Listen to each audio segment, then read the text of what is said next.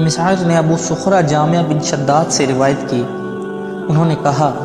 میں نے حمران بن نبان سے سنا، انہوں نے کہا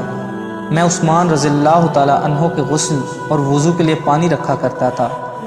اور کوئی دن ایسا نہ آتا کہ وہ تھوڑا سا پانی اپنے اوپر نہ بہا لیتے،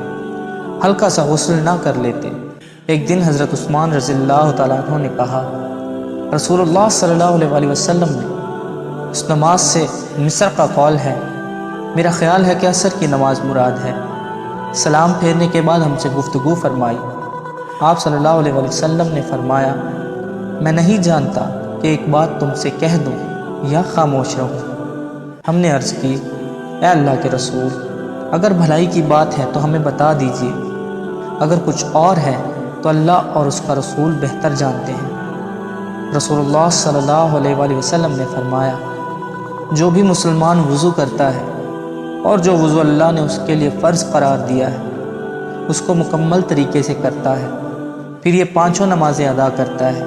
تو یقیناً یہ نمازیں ان گناہوں کا کفارہ بن جائیں گی جو ان نمازوں کے درمیان میں سرزد ہوئے۔ ویڈیو پسند آ جائے تو لائک اور شیئر ضرور کر دیجیے گا، اور آنے والی نئی ویڈیوز کے لیے ہمارے چینل کو سبسکرائب کر دیں اور ساتھ میں موجود گھنٹی کے بٹن کو ضرور دبا دیں تاکہ ہمارے ہر آنے والی ویڈیو سب سے پہلے آپ تک پہنچے۔